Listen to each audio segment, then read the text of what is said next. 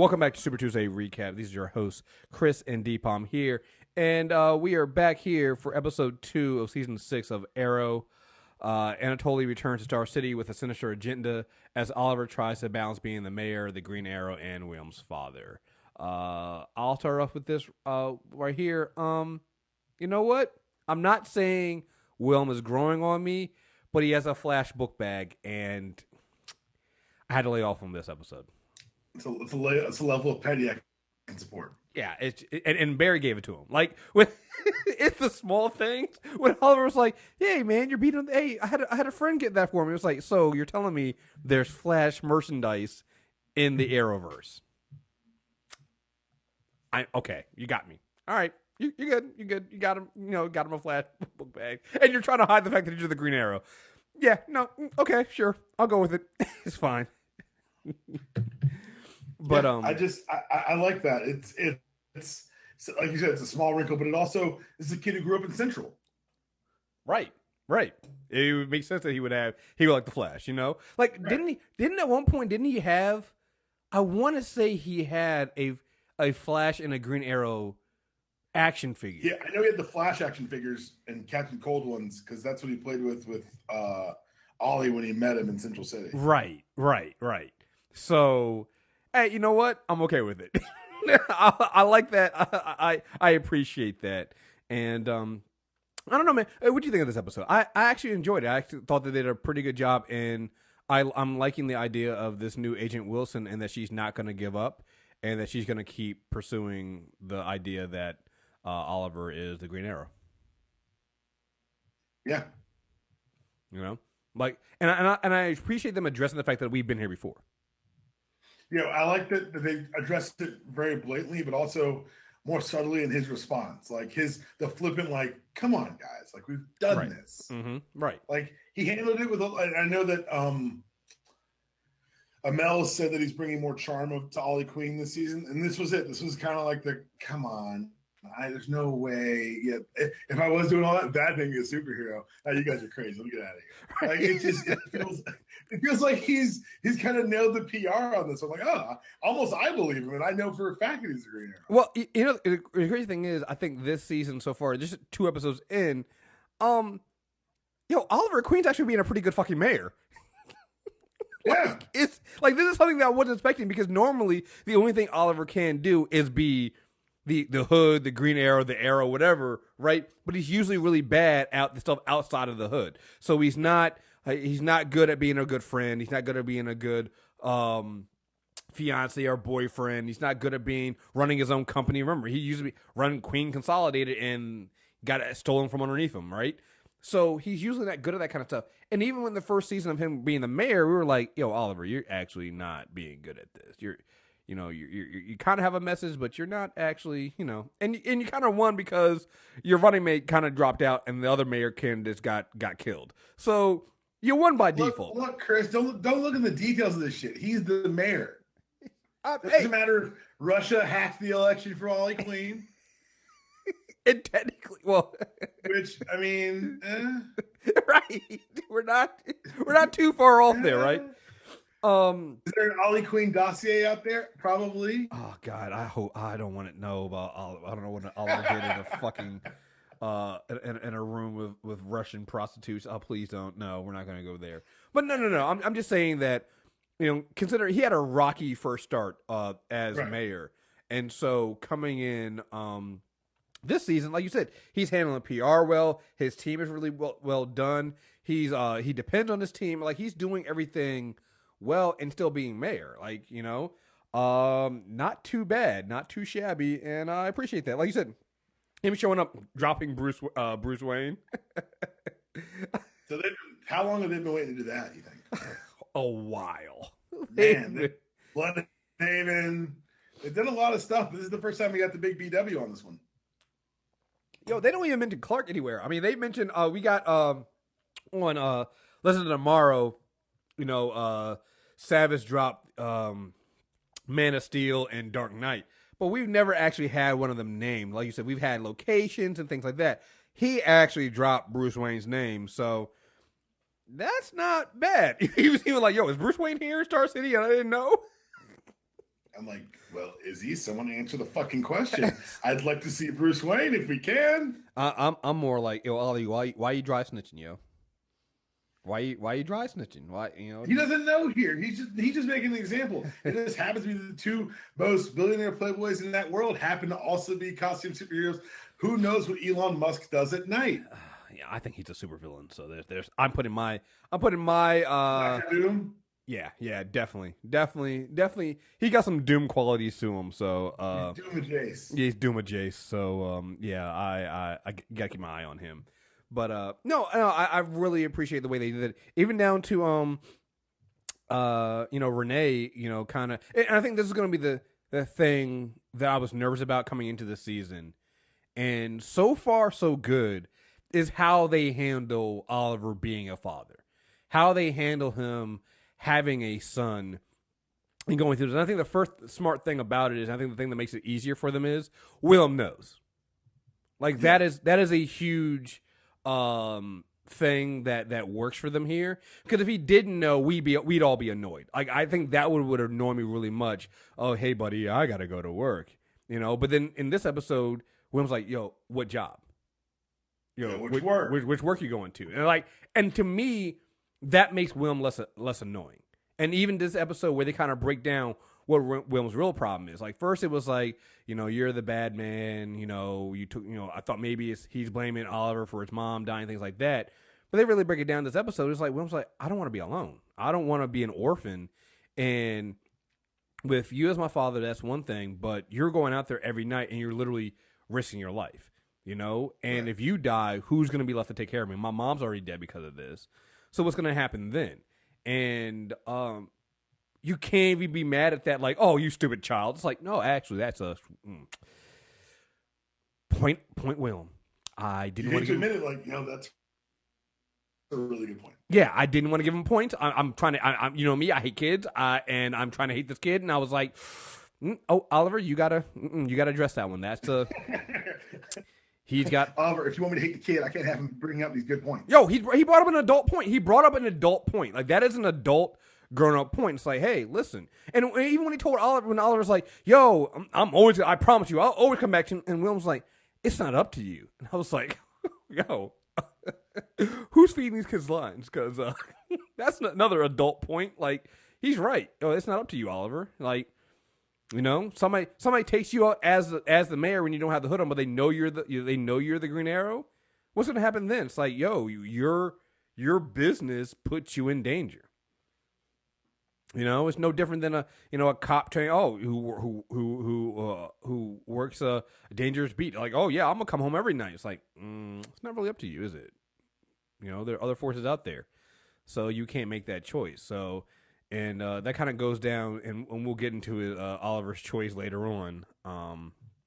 But yeah, not like so far so good. Like that, I think Oliver being a parent was gonna be the thing that annoyed me and bothered me the most this season, and so far I'm okay with it.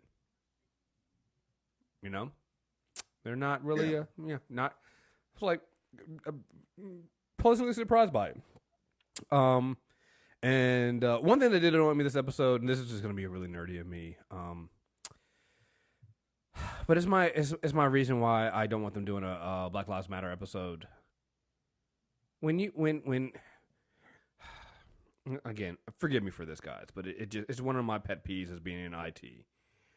When Curtis was talking to Felicity and was talking about his side job, and Felicity was like, SQL or Java, like, what are you programming? I'm like, that is not an or question.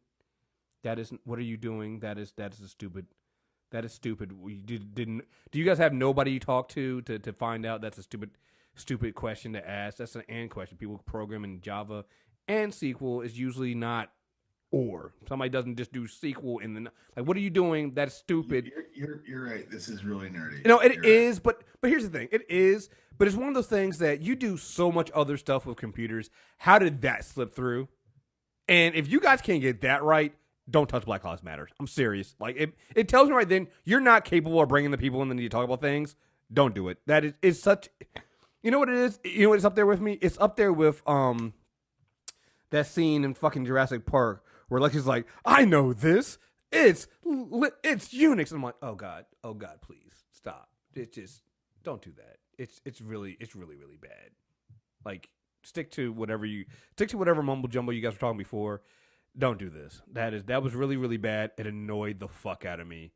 I know it's just me. I'm not holding it against the episode. I'm just saying it just really bothered me. I'm sorry. I know there are gonna be some other geeks and nerds out there who do programming who it also bothered, and I'm speaking for you guys. I'm sorry. Do you feel better? I feel better. It's been bothering me all day. As long as it helps. Yeah, it does. I had to get it out. I had to get it out. So your boy Diggle's a liability. You mean let's just start the clock on Diggle's death, okay? I figured one of us had to say it, and you're responsible for enough. Start the clock. This is not even a start the clock moment. It's like so 1 or 2 episodes till he's dead. I mean, shit. The end of the episode, in the indication, it's like he's going to fail miserably. It's like, dude, yo, if he goes out in the hood and dies because Oliver wasn't in the hood, 1, it gives him the perfect motivation to come back, and 2, and 1 that his kid can't argue with. My friend died because he wouldn't let me be what I am. Yeah. It's like, dude, I got like, this is how we get Oliver back in the hood. Yeah. Like, dude, you have degenerative nerve damage. You shouldn't be in the field. You need to be. It's getting worse. You need, right. I don't know if Diggle knows that. Right. Right. It's like, dude, it does not get better. I'll just tweet through it. No, Diggle, that's not how it works. No, he really did. He really was like, I'm a soldier. We power through it. It's like, well, you don't power through everything, man. I'm just saying, don't power through degenerative. Right. That's not how that works. It's like, man, and the thing that gets me about it is, and this is one thing I will say, like, I understand that they're doing it for effect, and especially you're going to put him in the hood and, see the differences there and go from there. I understand that story-wise. Here's the thing I have. And we know he's not going to die because we've seen the cover of the damn... he's going to be in the crossover episode. So we know he's not going to die, but we know that eventually Oliver puts the hood back on because it's not going to last. But here's the thing. All right? It's hard for me to believe that Diggle won't say anything to somebody about this. I don't know. I think maybe I need to see more of the, like, you got a hint of it this way. Like when Diggle was like, hey, Samantha died, Thea's in a coma, what I got going on isn't that serious. Like, that's why I'm not saying anything. Like, that would make sense to me. Because, but then again, it's been 5 months or 6 months. Felicity's walking now because they have some nanotechnology implanted in her spine to allow her to walk. So I'm like, there's got to be something you got. Like, if I'm Diggle and I see myself getting worse and I'm a liability in the field, I say something to somebody who might be able to help. Not the ER doctor that helps, that patches the entire team up, like, who is turning into their Claire Temple. Just, we need to do something. Like, I need to see where they're going with this, because there seems to be, there's enough technology around them that I think that they would be able to help Diggle at some point. So, yeah, I'm cautiously optimistic about this. I think it'll be fine. It's one of those comic wrinkles where, like, yeah, we've got this technology, but Barbara Gordon was in a wheelchair for 30 years. Right. And so and I get that maybe that's what happens here, because with Felicity, it was very specifically, it was a mechanical nerve issue. Mm-hmm. So I can get kind of a robot fixing that. I hope I agree with you. I hope it's addressed, but I also hope it's not fixed because you got some magical nano solution that makes no sense. Well, let me ask you this, like, because here's the thing, were you a little disappointed when she said it was degenerative nerve damage? Because I was actually hoping it was all mental. We've done PTSD with John before. You're right. That's a valid point. That's a valid point. Like 3 times, right. Let's let him be screwed up some other way. You're valid. No, that's a valid point. Okay. No, that makes sense. So yeah, like I said, you're right. I'm hoping they don't fix it. I'm hoping that it's not something, and I appreciate that, but I also want to make sure that they're able to address the issue that, hey, we've brought back people from the dead, and we have Felicity here walking around with that she's got her spine all shot up. So, even if it's down to, hey, listen, I talked to Cisco, I talked to Caitlin, we went out there. There's nothing they can do. Like, I wanted to be more than just we talked to this ER doctor, because like you guys know people that know more shit. Like that's my only thing here. So, but yeah, it's going to be interesting seeing that dynamic and seeing how Diggle addresses that and deals with that, because his whole thing has been in the field. Since you got to think about it, we've known Diggle. Diggle's been there since day one. He was there before Felicity. He was there before anybody else. I mean, he was the bodyguard for Oliver Queen, that got ditched every 5 minutes.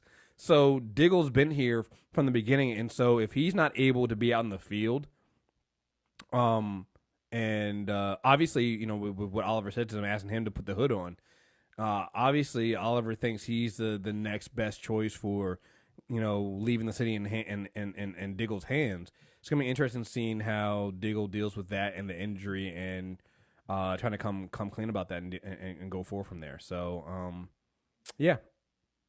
And I really enjoyed the fact that the show, at least temporarily, is trying to change its DNA almost, like on the fly, kind of like, all right, you guys look comfortable now. Let's say things happen here, like even the stuff with Anatoly. Like I like that it's no longer his past hunting him, but there are repercussions from his past. No, there were no flashbacks this episode. Like people have been talking about, you said no flashbacks, and I'm like, well, there haven't been. You got a flashback to what happened.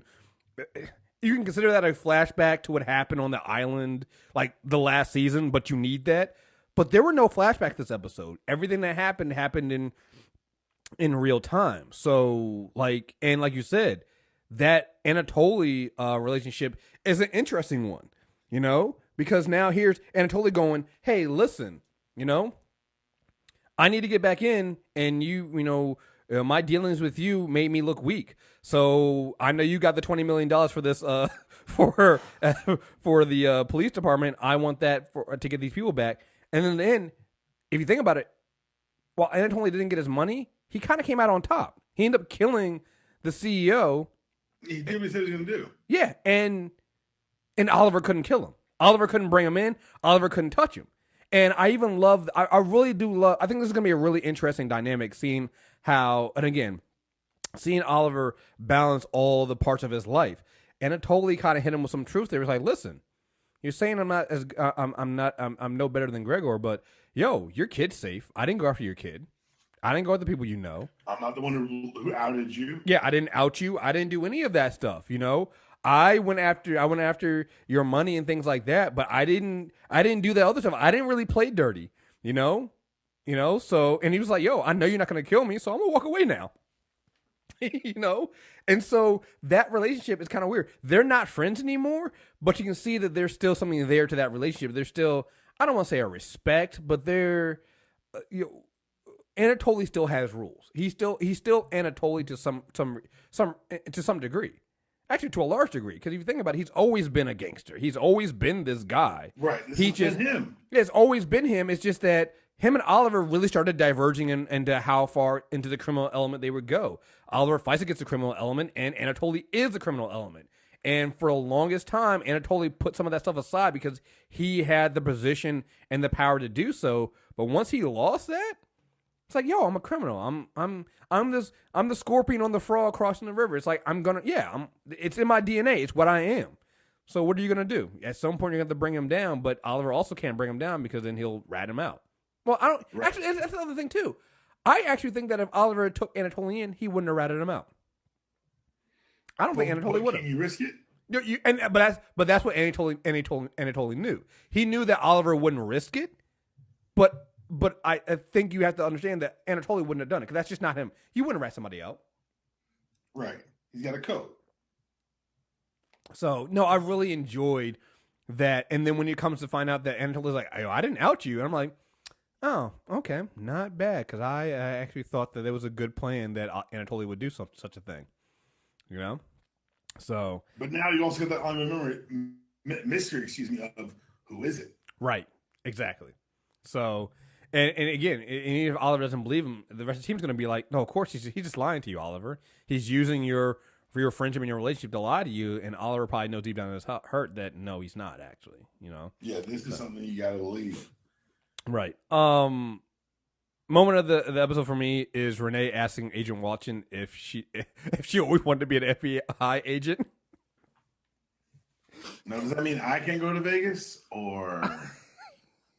Yo, Renee's getting some lines, man. They give Renee some bars. Even sitting down talking to Oliver about being a father and things like that. Hey, I know I'm not father of the year, but and giving some solid advice there. Yo, I'm feeling Renee. And hey, look, so I saw the article came out about the creator of Wild Dog. He said he's not a fan of Wild Dog's new Arrow costume. Hey, look here, man. I hate this shit on somebody who created a character that's being used now, and that's great. But listen, your character had a blue T-shirt with a dog on it and camo pants. Yeah, but at the same time, like, if it's he created, he has a right. He has a right to not agree with it, and we have the right to say, "Okay, you're good." Yeah, I don't know why that's a story. No, you're right. You're right. I'm just saying, dog. If they didn't change the like, they gave you as close to that look as possible in that first season with him on the show. If they kept him in camo pants and a hockey jersey or a T-shirt, people would wonder, like we did with Diggle, why doesn't Diggle get a code name and why doesn't Diggle get a mask? So they had to change it. Like, it's just, I get it. I just to me, it just seems like it seems really petty. It's like they did their best to give you the look and honor the look for that first season. But going forward, you got to understand they're going to change that. They got to. Because the fan base and everybody else is going to logically ask, because we have done it with other characters, why are they like, it'd be like if they put Dinah in fucking fishnet. Like, there would be so much stuff. But earlier this season, they made a comment about it. They commented about the fishnets because they're not going to actually do it because you can't do it. You got to understand that. Like, some things just don't translate well or can't stay that way because people use too much logic when it comes to seeing it. It's one thing we see it on comic book pages, another thing we see it in live action. If Renee got in a chest full of buckshot with a fucking T-shirt on, he'd be fucking dead. And well, he technically still died because there's no way Oliver caught him when he fell off that bridge. It's just first things first. I disagree about the fishnet. They could do it. They can do it. I believe in them. And secondly, you reminded me about one of my things that missed for me this episode. Dinah's portrayal was like hurt and betrayed. I don't know if she just missed the mark on communicating it to me, but she felt more like petulant than like concerned. I don't know. It felt like she was mad about not being told them like, hey, you almost got me killed. You know? Yeah. Well, I think it might come down to, and maybe it's because they didn't really do a good enough job of sticking that landing last season. Yeah. Because Diggle's the one that helped Dinah when she was having problems. And so I think she might feel a little, but again, because they introduced her like towards the back end of the season, I don't know. We've gotten to a point where we can build that relationship. And I think that also goes to why it almost feels like when you see them together, it feels almost romantic than what it should be. And I think it's because the previous season didn't do a good enough job of establishing that Diggle and Dinah actually have a lot more in common. You know, she's former. Is she former? I know she's a former cop. Was she former military too? I think she's just a cop. She was just a cop. Yeah, she was. Yeah, so she was definitely undercover. So they both have like this regimented training that they bring into this onto the team. And outside of Oliver, they're probably the two best well-trained people already there. And so, you know what? Renee was in the military, wasn't he? I think he was. Yes. Renee was. But he doesn't. He feels like one of those guys who was in the military, but just like you weren't actually like good at being in the military. But anyway, so I think that's where it comes down from. But you're right. I can see why it wouldn't stick. Like you said, it was almost. I felt like she was. I got more of the. I'm disappointed you didn't tell me versus, hey, you almost got me killed. Right. Exactly. I feel like you should have sold me more on, hey, you almost got me killed. Mm-hmm. Mm-hmm. Yeah. So, but it's going to be interesting seeing how I'm going to be interested in seeing her reaction when she finds out, hey, Diggle's a new Green Arrow. When she's like, yo, you sure you didn't tell him? You didn't tell your boy that you have degenerative I was about nerve? to. The craziest shit happened. Right. I also really enjoyed Curtis and Felicity talking about who's got jobs and who doesn't. Yo, dude, like, again, this is what I've liked the last two seasons. What does Diggle do? His wife runs Argus. Okay, you're right. Yeah, this is what I've liked the last two seasons. The fan complaints, and this goes for all of CW. Usually, the fan complaints that people have eventually get addressed. Like, let's say again, we disagree on the Nate thing on Legend of Tomorrow, but let's say that they don't really address it this season. I have confidence they'll address it next season. Like, because it's just what the show do. Anytime that there's a problem or something there, they usually go back at some point and it's addressed. And for the longest time, people have been asking, hey, what do these motherfuckers do for work, right? And I love the fact that Felicity's like, yeah, that was a year ago, and I haven't really been working since, so what are you doing for money? You know, and that conversation was good, and the result comes into, first of all, Diggle basically being Tommy until they realize that his wife is running Argus, and she probably makes all the money. And then two, well, also I would also think that he's probably also paid technically as a bodyguard for No, for he's never in City Hall. Oh, you're right. He's not. You remember, like, he's never does. Like, that's the thing is, like, you start thinking he's. First of all, I thought it was funny because the really people we only have questions about are Felicity, Curtis, and Diggle. Everyone else kind of has a job. Yeah. Everybody else has a job. I love how they were like, "How do people pay for things?" I'm like, "I mean, how do you two motherfuckers pay for things? Everyone else here seems to be gainfully employed." Right. I've seen all their W-2s, sir and madam. Like Wild Dog has a Renee has a job. Like it just hits So me. Renee Like, wears a suit to work every day. Renee comes to work in the suit. He got that big ass scar. He's always got bruises, and nobody asks any fucking questions. Like, meanwhile, Curtis, no job. Yeah. It's like, yeah, and that's a big apartment that Felicity's in right now. Like that's a big that's Thea's old place, right? That's pretty fucking. Felicity, I don't think Felicity hurt as much as she says she is. She got a pretty golden parachute to leave Palmer Tech. She probably has some smart investments and pushes the stuff. She'll just rob a bank. Yeah. She's you know what it is. Felicity's chilling. Felicity's broke like Bruce Wayne was broke in The Dark Knight Rises. You know, it's like, you know, Felicity's not broke. She needs somewhere to launder her money. Right. She needs a cover story. Right. So no, but I like the idea of them both getting into business together and forming their own company. Like, that's gonna be interesting, and I look forward to seeing that. And that probably also will bring back what was that oh god, Helix? Was that the group that was? Yeah. That she was working. So. Yeah, she worked with before, so that'll probably also bring them back. So yeah, I look forward to this because again, these are two of the smartest people in Star City right now. They should be working together, and they should be making a boatload of money. You know, so because we know Palmer Tech is gone, or at least has been run down because Ray, you know, when we saw Legend Tomorrow, Ray wasn't going back there. So yeah, I'd be interested in seeing them start their own company and who knows, get right back into that building. So that's a way for them to do that. So yeah, they definitely need a job. So we address that. Like, again, this show is addressing everything you needed to address.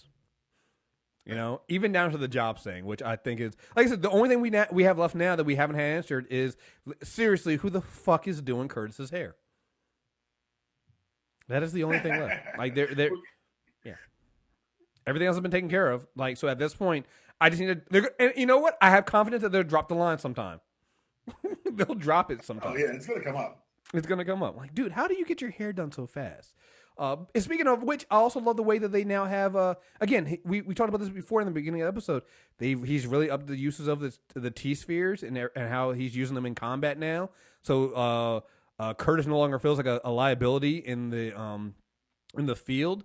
Like, this is all going pretty well. And I'm liking the dynamic. I'm liking how everything's going right now. And I look forward to it. What else do we have here? Oh, and like I said, I'm loving the black woman as the Agent Watson, because she is not here for anybody's shit. Which you need to get a black woman for that. and they did it. And I just love that scene of Renee and Quentin facing off with her. she's not really feeling it, and I'm looking forward to seeing how Watson is handled throughout this season. And do you think she eventually finds out and then lets it go because she realizes that the Green Arrow is needed for Star City? I don't care. That's not really good. She hasn't compelled me at all. Oh, you don't? One thing that didn't grab me at all. You didn't? Oh, I liked her just because she didn't give a shit about everybody else. So didn't grab me at all. Got you. So, shoot. Anything else in this episode? That was it for me. Yeah, like I said, I think Arrow's doing pretty well. Here's the thing. At this point, I think people who don't like Arrow, you just haven't liked Arrow since I guess season 2.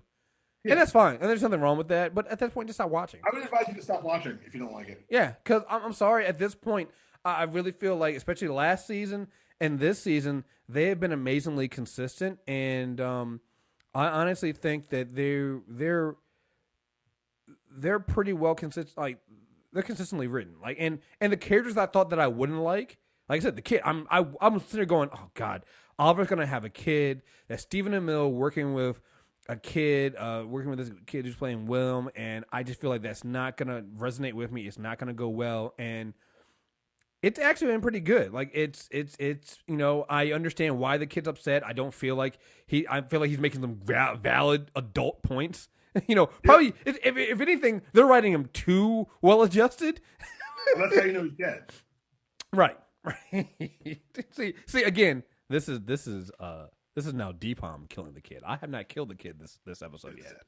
Oh no, it's gonna be a superhero with a kid.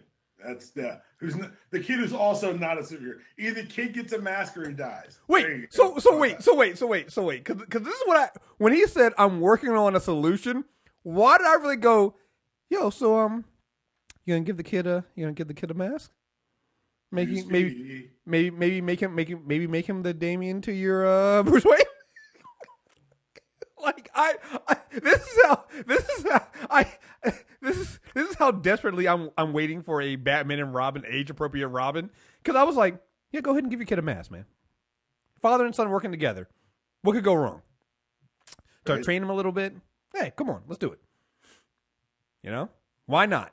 And I'm still not convinced that it's not going to happen. I'm still not convinced it's not going to happen. I feel it. But, if you think about it, they've kind of resolved their William Oliver thing in kind of 2 episodes. The first episode, remember, he agreed to go watch the game with Oliver. In this episode, they're playing a video game. It's like, I don't know what the game is, just mash buttons, So even then, like, the idea of them dragging that out and this being a recurring thing that, I mean, again, there'll probably be some things here and there, but it being a major issue between father and son, seems like they've kind of addressed that, and the parts they've had, they've handled pretty well. So, I've been impressed with it, and I'm looking forward to it. So, well, there you guys have it. That is our review for Arrow episode 2 of season 6. You find the rest of the reviews on Movie Trailer Review, not Movie Trailers, MTRnetwork.net, and you can also subscribe to us on Super Tuesday Recap. We'll have a mailbag episode coming this week, I believe. So if you want to get some comic book stuff in there, and there's a lot of comic book stuff to talk about, email us at mailbag@mtrnetwork.net. That'll be on the Super Tuesday Recap feed. We are only a few subscribers away on YouTube from getting 600 subscribers. So go to youtube.com/MTRnetwork and subscribe to us there. We have plenty of more interviews coming out.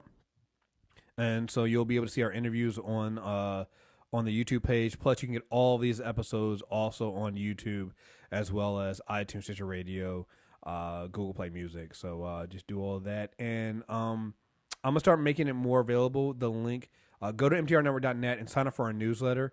We're going to be putting out, I'm going to start sending out more like coupons for the store and things like that through the newsletter to entice more people to sign up for our newsletter.